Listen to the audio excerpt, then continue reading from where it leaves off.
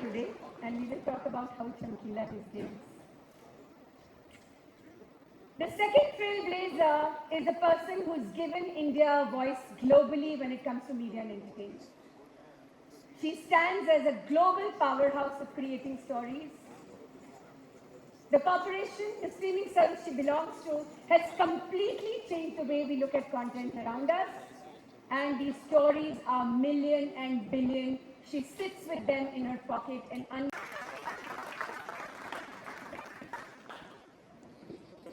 thank you so much. Please have a seat.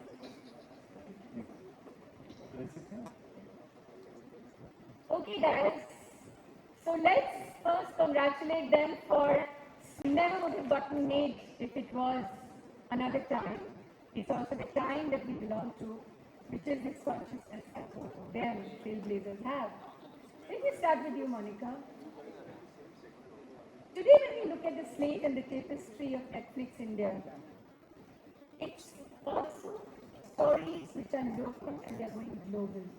There is a conscious effort to position India right in the middle of the storytelling narrative of the world. When Netflix started about more than a decade ago, things were different.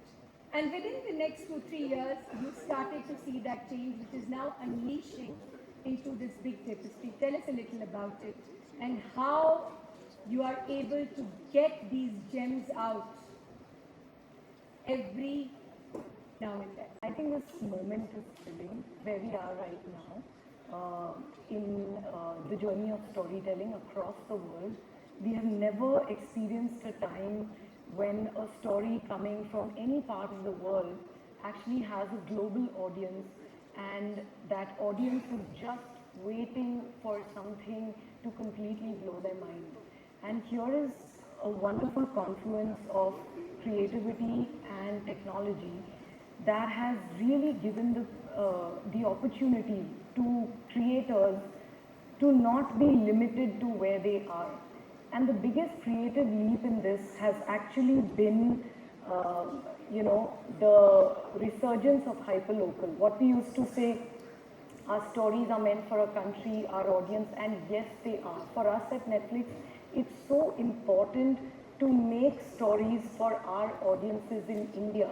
But nothing stops those amazing, beautiful stories, where someone like a creator like Imtiaz, with his powerful voice, can actually explore language, culture, music, identity, an artist's journey, and can make it in the way that he had imagined it till the last minute of that film and bring it, and then it is in the hands of an audience that is not just limited to valuing it one way or another. Can I reach that story? The story is reaching them. And I think that is the most beautiful thing.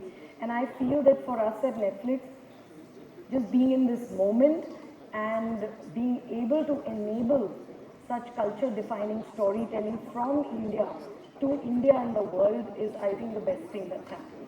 But one is this binge watch, syndrome, which is obviously working very well, but you are creating stories intrinsic to an audience which is ours, and yet there's a global perspective to it. How do you balance these two approaches together? The most honest truth is that you don't think about a global audience. There isn't something called a global film or a series or a documentary. There's nothing called global. It's the audience that as they discover and they love and they talk to people, they create a global phenomenon. You cannot, sitting anywhere in any part of the world, say, oh, I'm going to create a global film. There's nothing like that. Even Hollywood has realized that there is nothing like that. More and more what's working on Netflix is these stories that are so true to their local context, to their country, to their language, to their culture. And when they can universally appeal, when they touch you, when they touch the people who are watching, and then, the conversation builds. So we don't set out to look for anything global, but the more true we are to our context, to our story, to the creator's vision, and we enable that, magic happens. And Like I always feel, success is not something magical or mysterious. It's really the result of consistency, of bringing the best, sort of intention to something and valuing really what the vision is. And like for us, it's really important to do that. I mean, that's a very interesting and a very magical thing to say, to be able to, respect the vision of the creator and the creator. I mean, Chamkila was a story that probably was very difficult to tell. I mean, imagine a folk singer scorned by society, the politics of the time tearing him apart. He's known for things which today we will say, oh my God, what is this that he's singing about? And yet, you go ahead and tell this story, Imtiaz, with such ease, with such beauty. And again, one, the rootedness of the core of our storytelling, which is India. Tell us how this journey was. To begin with, I feel, thank God for the universality of mankind. It's like when you are in a queue in London Eye and you see families from all kinds of countries and the kids pestering the mums in the same way in a Scandinavian family, like an Indian family, it's all the same. You realize that there is something which is universal. And to discover that, just like the great saints of India and Kabir used to say, you have to actually look at yourself. And at least as a storyteller, I don't have to worry about what everybody will like. I mean, I can worry about it, but the way to find it really is to find out what I would like. And specifically in terms of a storyteller, to figure what I have to say, what do I have to give or offer. And as Monica very rightly said, there is no universal story. But the story has to be mine in some way for me to tell it. Similarly, there is no global audience. Everybody is a person, and every group is a certain group with a certain sensibility. So, I think as far as Chamkila was concerned, I could attach to a lot of things in his life and in the life of Amarjot and in the life of this moving caravan, which in a very different way, Monica and I and people like us are also a part of. We see art, we get on stage, we have a thrill of performance, and we see what that does to the world, and sometimes we get from the world conflicting opinions. We feel that we are creating something which is getting a very diverse view. And here we see a certain face of the world. These things happen to all of us. At some points of time we feel that there is some hypocrisy that we have to go through with. These are the points that attracted me to Chamkila. And that's what I try to do. But India, tell me, the format of storytelling and creating films, there's always this question, what is popular appeal? What will people like? There always used to be a given formula, this will work, this won't work. But stories like Chamkila, stories that we see like Black Warrant on Netflix, they actually reform that logic of what was called the given understanding of the audience. So what is it? Are we actually bursting out from that traditional formatting of creativity, something else which has become inquiry? I want both of us to respond to that. Well, for instance, looking at Black Warrant, which like blew everybody's mind recently, I feel at every point of time, Monica, ever since I've been in the formula is not working.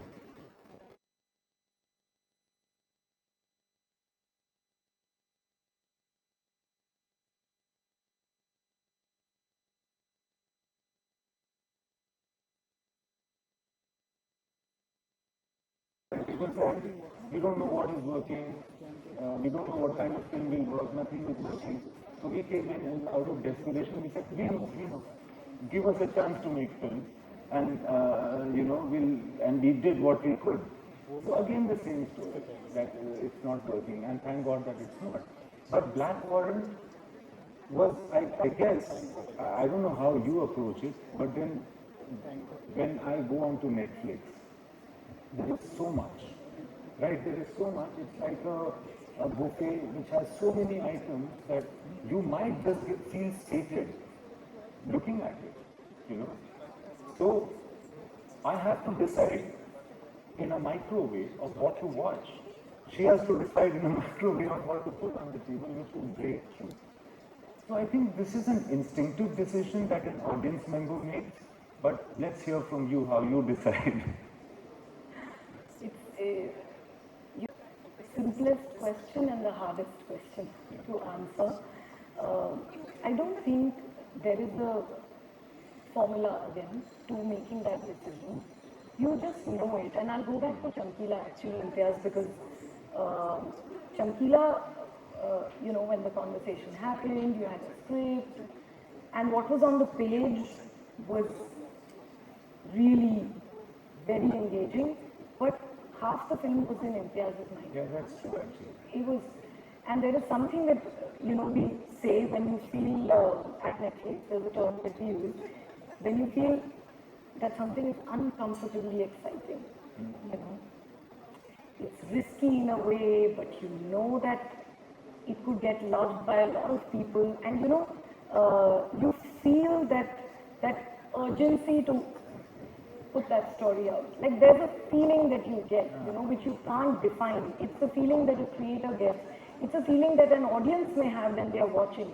The same feeling a creator gets when they're reading something and they're seeing the vision of the creator, and they're thinking that, my God, this is something which is special, and yes, I can't see everything, but this can deliver a magic which can go beyond and really become something that even you can't control. And that's the feeling that we had, when we saw it. It wasn't an easy decision. I won't, since you asked about how does the decision happen, because a lot of times you feel, there are so many safe things around you and very well written safe things, and you're like, yeah, this is reading good and it's safe, and it'll do its job. But then when you have to say, yes, this is good, but I'm doing something else, I'm picking something else, because there is something in it that you can't define, you can't put a finger on, and that when you get that tingling sensation and you know that you're onto something and you're scared, you're nervous, but you're also excited, you have to go for it. So this instinctiveness that you're talking about, right? We're talking about how instinctively you react to stories. There is also a certain comfort level which is coming in telling uncomfortable stories. Yeah. Our stories are more real, our characters are, and I'm going to use this word and not be judged, uglier. By uglier, I mean the hourglass figure, the heroine, and the gun-trotting, the gun-trotting hero with 35 goons, gone in a minute, is suddenly started to looking redundant, which means, what are we exploring around us? Are we becoming more sensitive as a society? Have we started to explore more when it comes to storytelling? And is that what is becoming the reflection of India? Well, I feel when you were saying this, I would like to take all of us and this time and this moment of opportunities and place ourselves in the whole history of storytelling in a country like India. We have perhaps the oldest and definitely the most profound culture of storytelling. As we were discussing, and I can't emphasize this enough, that we learn everything from storytelling. We learn the code of conduct, our belief systems, everything is based on storytelling. And the profundity of it. I mean, I need not go on and talk about Mahabharata or the Bhagavad Gita, but you will see that if we are coming from there, and if each one of us understands that kind of profound and realistic storytelling, multi-layered storytelling, then actually much of what we have been able to write and produce in cinema has been just like somewhere getting there, but not quite there. I think we have to go back in order to go front. As far as the Indian context of storytelling is concerned. I honestly feel that there's always, and like Imtiaz is going back in time from a storytelling perspective, I feel that whenever there's a shift in mediums, new medium is coming, um, there's always this feeling that, oh my God, what are we losing? I think as human beings, we tend to focus on what are we losing more than what are we gaining. So I think uh, earlier, when you would tell a story, it would only have a certain amount of access. No matter what the creator would try, no matter what, any medium would try. I mean, and I hope to God that we expand the number of theaters and all kinds of, because we are a large country and people enjoy storytelling and we should tell more, and we have a very rich history and culture of that. But I feel that the moment that we are in right now is the moment where every person out there who has a story has the ability to tell that story. Everyone has a phone, everyone has some device or the other, most people, and it's about the quality of stories that we are telling. From an India perspective, we are such a large country with so many different kinds of stories, whether we take inspiration from one thing or another, whether we look at the world and we say that, and by the way, Indian audiences, as we have discovered on Netflix, are one of the most experimental, diverse, curious and amazing audiences. I think as streamers, storytellers, creators, we have to use that opportunity enough. Any story which is a good story, one of the first audiences that laps it up across the world is Indian audiences. I don't think we give them credit enough. So that's a very valid thing. What about the Indian diaspora? We do know that a lot of content from India is consumed globally by also the diaspora audience, which is very much a part of the global bouquet of the unraveling of the India story. How do you think today, with realistic stories, with more and more things being, said and spoken about what's happening in India, all these amazing stories which are going out, is that diaspora also changing in its own insight and in its inquiry, or is it also breathing along with this wave of waves and the wave of storytelling that we are talking about? I think if I can answer it very shortly, Indian diaspora actually, okay, this is anecdotal, don't hold me to data on this, but I feel that the Indian audiences in India are changing faster versus the diaspora. The diaspora watches a lot of Indian content, but there was a time when the diaspora was the key bridge to watching. But I think the way we are seeing Indian stories working in Spanish, in Portuguese, in Arabic, in Thai, in so many different languages that we sub and dub in, and we see across the world, and last year we've had an Indian title in the global non-English top 10 every single week, and working in multiple languages in dubs and subs. That tells you that it is beyond the diaspora. And I think that's very that's an incredible high for me, for my team, for the creators that we work with. Imtiaz went to favorite story that Melbourne you want to tell for the diaspora, for the audience. The award in Melbourne for Chamkila. Oh yeah, of course.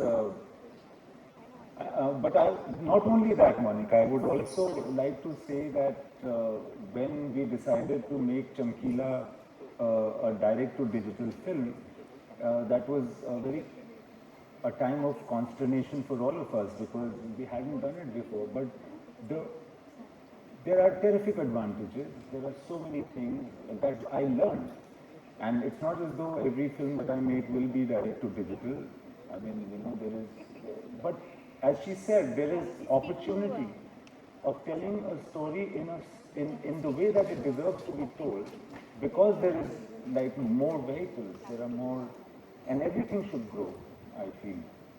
And reaching across to the diaspora and to an to various groups of audiences abroad. People that traditionally don't watch Indian movies has become possible. And even in Melbourne, as she rightly said, there were awards that we received for Chamkila. And that's actually quite nice and overwhelming. And it's not, now this is happening so frequently. It's not that one incident when Raj Kapoor's car was lifted and taken from place to place in Russia. But that kind of visibility is now available. And therefore, I feel more as a maker, we have to figure what is precious in us, what is unique to us, and that has to come across in our stories. I want to go on talking for the rest of the evening. I'm being signaled for being out of time, but before we leave, there is this one dialogue from Chamkila which is like a value for life. जब तक हम हैं, stage पर हैं. आगे? Mohit, the producer of Chamkila is right here. My God, the With my writer of batchmate from Chamkila college, is so... Mohit Chaudhary, are you here? Actually, that's where it ends. तब तक हम stage पर हैं, जीते जी मर जाएं, इससे तो अच्छा है कि मर कर भी जिंदा रहें. So this is what it be. Our stories never die. We are all finite human beings, mortal, but stories are immortal, and that is what the beauty and the celebration of storytelling is to this beautiful country and to the beautiful people that we are called India. Thank you so much, Monica Shergill. Thank you, Imtiaz Ali, and thank you for being such an attentive audience. This doesn't end here. You have many more trailblazers coming after us. And I'm sure Laura is going to announce the next panel. Thank you, Imtiaz. Thank you. Thank you.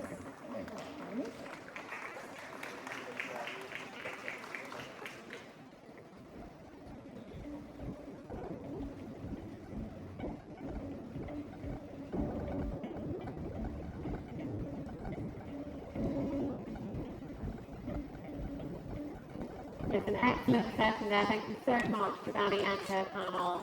That brilliant update, exploring the depths, as I mentioned, of art, culture, experience, and yes,